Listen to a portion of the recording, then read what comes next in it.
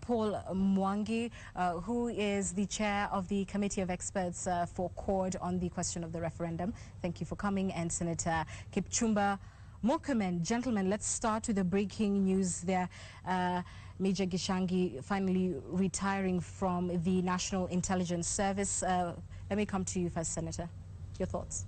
First of all, I think generally there was a feeling among all of us, including myself, and I'm on record on that, that a little bit of adjustment in the security sector was necessary to get persons who are able to run with the Jubilee Manifesto, and not because the others are were unable to do or are unable to do, but sometimes when a new administration comes to place, you need certain people that can be able to capture certain vision and move with it.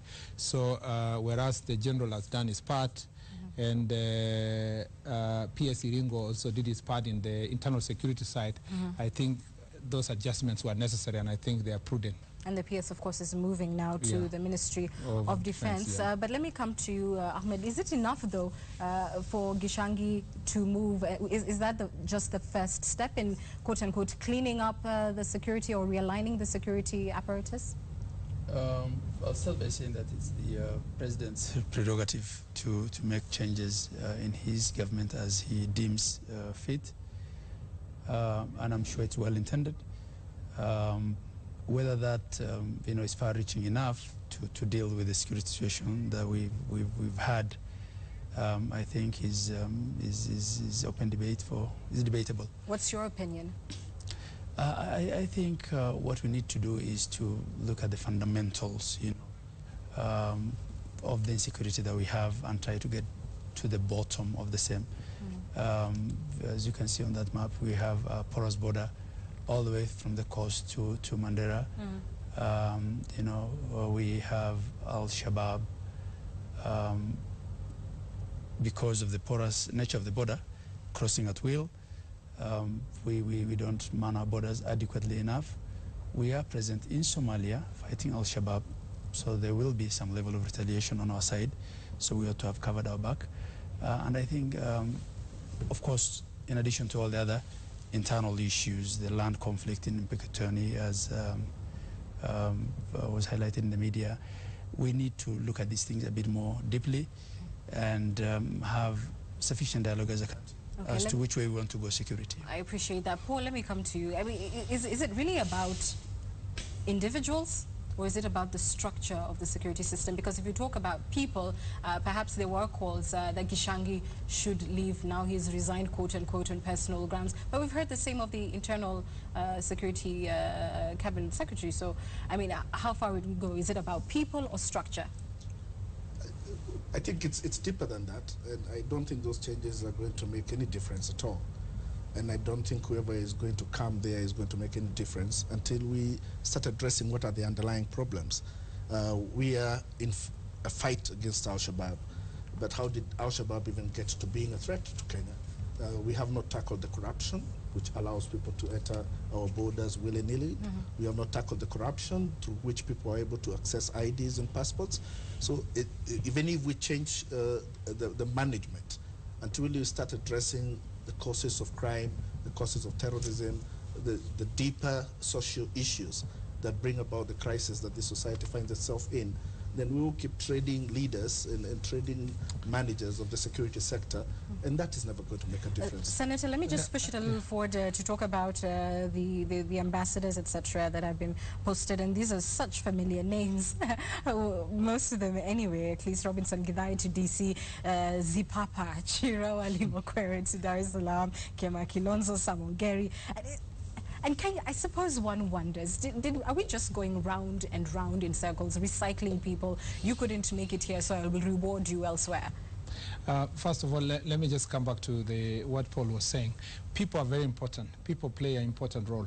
If you talk about immigration, for example, even the changes, the ambassadorial appointments you have seen has affected the immigration. because it means then we will have to appoint someone to the immigration department and so forth. And sometimes these changes are not because those people are incompetent, but you know, sometimes you bring people with modern maybe ideas, new ideas, and it's not an indictment on the other person that they are incompetent. They could be that you need to rejig the system itself. But let me come to the appointment of Ambassadorial. First of all, there's nothing to say yet because it has to go to National Assembly.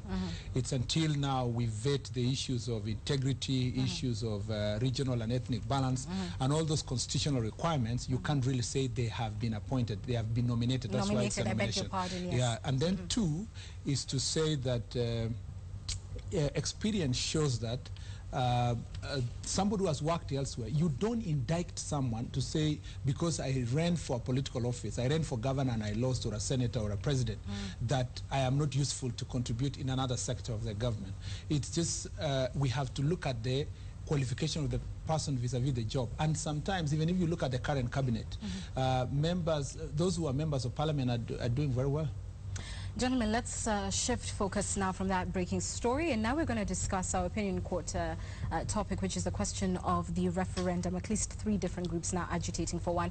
Senator, I'll start with you again because Jubilee is particularly opposed to a referendum, and I just want you to clarify, is it Court's referendum you're opposed to, or any referendum at all? We are not opposed to referendum. We are opposed to the timing of the referendum. All right. We believe that devolution, the Constitution talks about implementation of the Constitution in 5 years.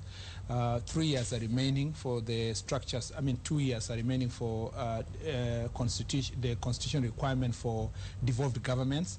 We think that distracting the governors and the MCAs and the senators and everybody else from the narrow path of shepherding devolution will be counterproductive to that devolution itself.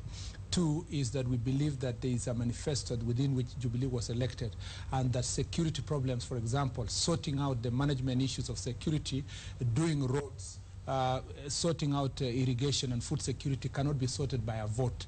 3, we believe that you are spending 8 billion, assume in 2015, to do a referendum, and then in 2017, 2 years down the line, you use another 8 billion to do a general election. In our argument, it is financially prudent to use only 8 billion and kill 2 birds with 1 stone. In the sense that put the referendum question to be a 7th ballot paper, so that then you are able to sort out the elections. And the last one is to say that we took us 20 years to negotiate and reach consensus to pass a constitution.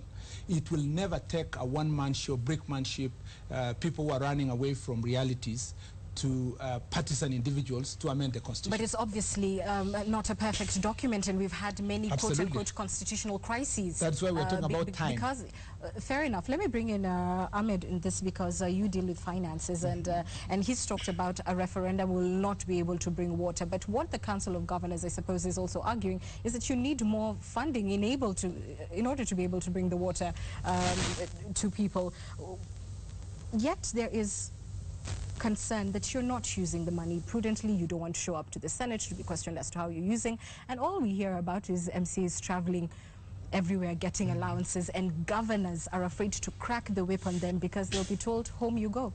And the referendum, actually, they have argued, is to increase the welfare of MCAs.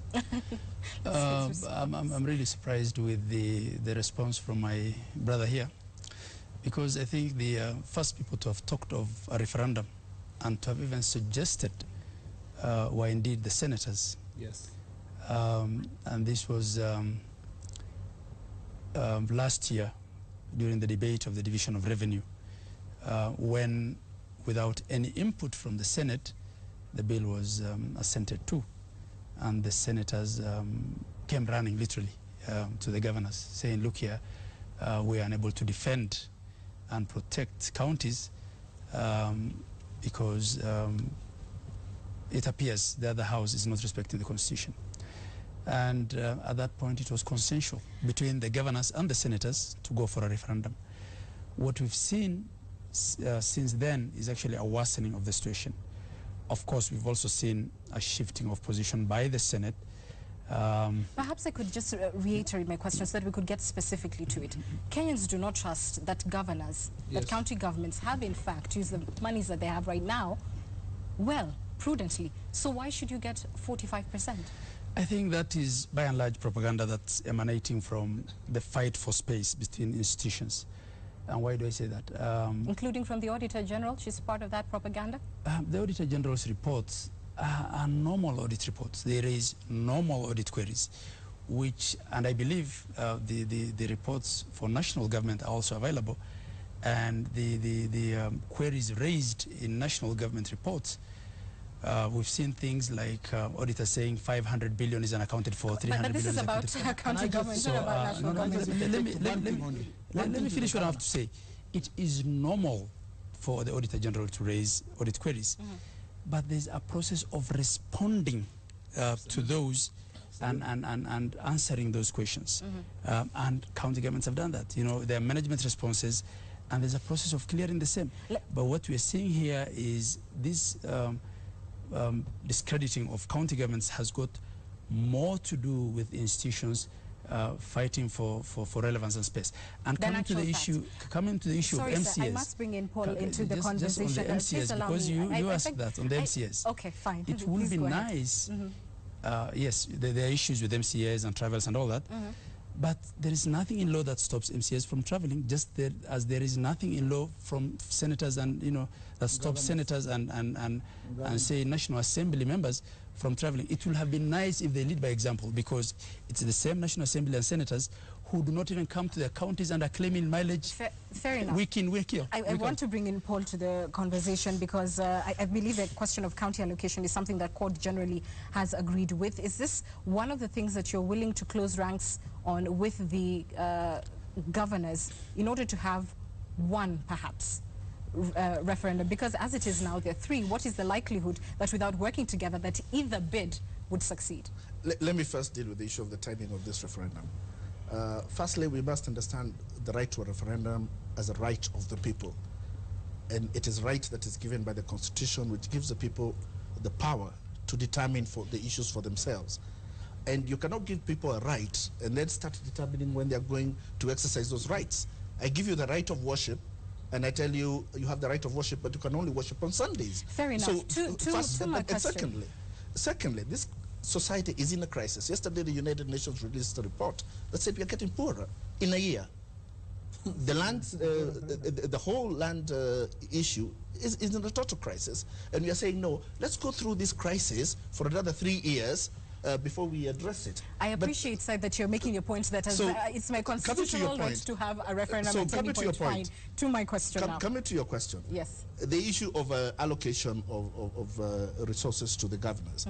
There is, I believe, a strong feeling among Kenyans, and we shall find that out from the referendum, that they would want more powers devolved to the governors. Would you close ranks with governors on this and have a single referendum, is my question. On that issue, we would be interested in closing ranks on that issue. Whether that will happen or not, I think... Is that something that you're actively pursuing as court? It's not being pursued at the moment. We don't know how these issues are going. You're not wooing governors to join you. I don't think they have unbundled all their issues. We have not unbundled all our issues. I think we have to go through that process.